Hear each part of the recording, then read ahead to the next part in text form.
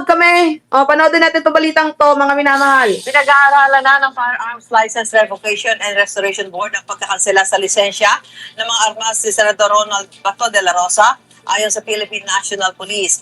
Ayon naman sa Bureau of Immigration, wala silang record na nakalabas ng bansa ang senador sa gitna ng usap-usapang nasa New York sa Amerika ang senador.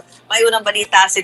O, di ba? O, kahit mainstream niloloko ninyo, walang ganon. Walang maniniwala sa inyo. Mainstream niloloko ninyo. Nililiis nyo yung issue. Walang ganon. O, doon tayo sa usapin ng impeachment. Yun dapat yung pagpokosa natin. Hindi kung nasaan si Bato. Kasi si Bato, mauhulit din yan. Alam niyo, magpapakita niya si Bato kapag kailangan talaga siya sa impeachment. Isusugal niya yung kanyang sarili para hindi ma-impeach si Sara. Nang sa gayon, o, di ba?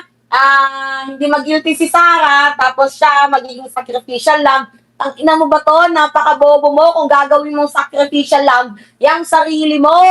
O, continue tayo mga minamahal. So, sinasabing nasa New York daw, si Bato de la Rosa, pukin ang ina mo ba to? Walang ganon. Diba? Mas madali kang hulihin dyan sa New York. Ano tingkong po?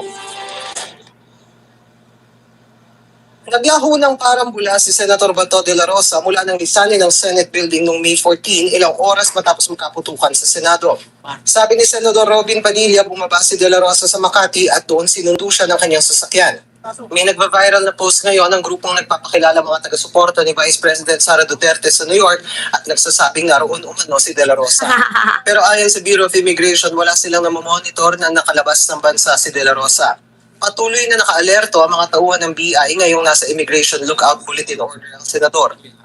Doon sa ating mga international ports of entry and exit, wala po tayong recently recorded na biyahe po. Yung actual na nakita nyo siya halimbawa sa isang airport, kailangan nyo siyang i-hold doon. We have to seek the confirmation with the relevant government agencies. Sabi ng isa pang abogado ni De La Rosa na si Atty. Israelito Torion, wala na siyang contact kay De La Rosa. After that, no contact anymore. But I am in constant contact with the members of the family. Always. Almost, almost every hour, nag-communicate kami. Itinuturing ng NBI na armed and dangerous si De La Rosa, bagay na inalmahan ng kanyang abogado. Itinanggihan ng isa pa niyang abogado si Atty. Jimmy Boto.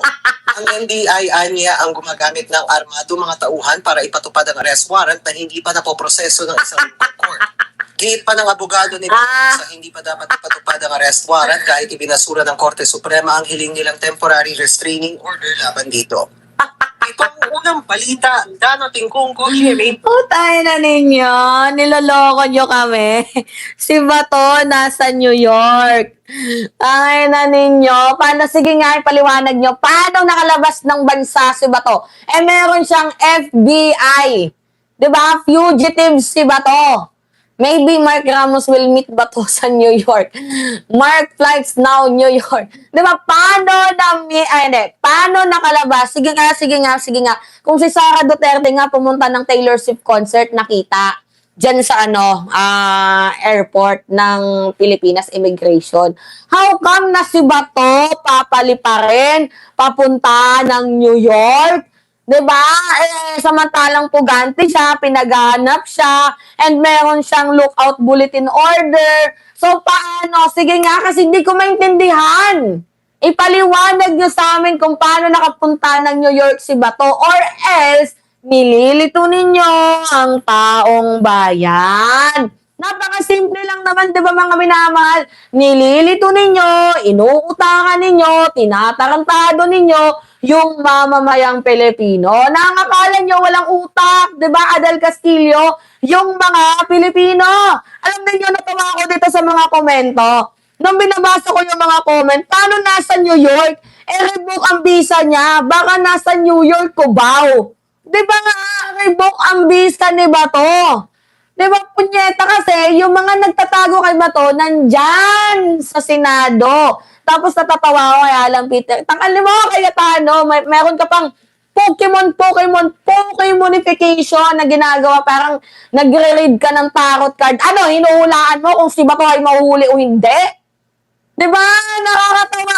Ginagawa ninyo ang katatawanan ng Senado, which is hindi naman dapat ninyong ginagawa. Binababoy ninyo ang imahe ng Senado, mga Punyeta kayo! Yun lang yung masasabi ko. Tarantado ka, Cayetano. Ikaw ang gumawa ng script na to.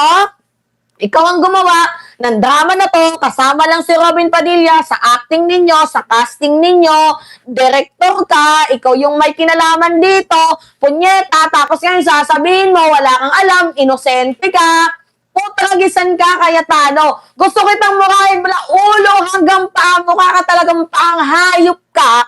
Ang masasabi ko lang, mag-resign ka na lang dyan. Punyemas ka. Diba? Alam niyo nakakatawa mang isipin, pero ang yumayaman lang dito kay Bato, yung mga abogado niya. O sa pagsisinungaling kung nasaan si Bato. Diba?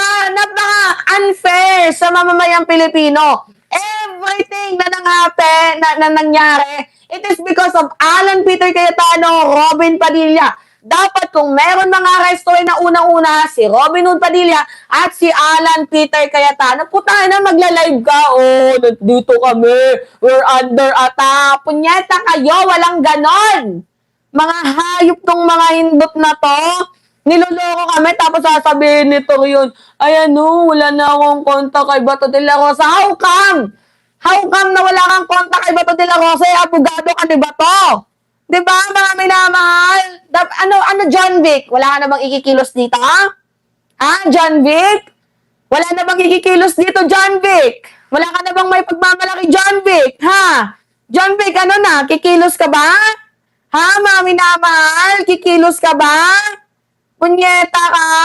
Kikilos ka na ba? Or kailangan ka pang basagin ng mamamayang Pilipino? Ha? Tungkol dyan kay Senator Ronald Bato de la Rosa. Alam niyo, naawa. Alam mo ba to? Naawa ako sa'yo. Kasi ang nagdudusa yung asawa mo. Alam niyo ba kung ano yung ginawa ng asawa ni Senator Ronald Bato de la Rosa? Siya daw ang mag-a-appeal, doon sa ICC para ma-block ang International Criminal Court transfer kay Senator Ronald Bato de la Rosa. Kumbaga sa madaling sabi, kulang na lang, ako na lang ikulong ninyo, wag si Bato. Angay na mo, hindi ka ba naawa sa asawa mo, Senator Ronald Bato de la Rosa, na nagmamakaawa na dyan sa ICC na wag na, please wag nyo nang dalhin dyan si Bato. Parang ako na lang yung dalhin ninyo, kumbaga ini-interfere ng asawa ni Bato de la Rosa, mga minamahal, na wag dalhin si Bato dyan sa ICC. Alam nyo, simple lang naman kasi makipag-cooperate na lang kayo. Total, si Digong lang naman dyan yung may kasalanan ko. Perpetrator lang naman si Bato. Ilaglag niya si Digong. Na si Digong ang nagutos ng lahat ng ito at sinunod ko lamang yung kanyang chain of command. Nang sa gayon, mabawasan yung penalty mo. At hindi nadadamay yung apo mo, yung asawa mo, sa ginawa mong katarantaduhan sa Senator Ronald Bato de la Rosa. Gets nyo yun? Diba, simple lang naman para mabawasan yung years na pagkakakulong mo dyan sa ICC. Si Robin kasi, kung sakaling makulong man yan, obstruction of justice, siguro kakayanin na lang yan 1 taon. 1 taon lang makukulong yan. Pero ikaw ba to, dahil nga co-perpetrator ka, aminin mo na lang para mabawasan yung sentensya mo. Gets ninyo? Ito, parinig ko sa inyo mga minamahal, tingnan nyo yung kanyang asawa kung paano nagmamakaawa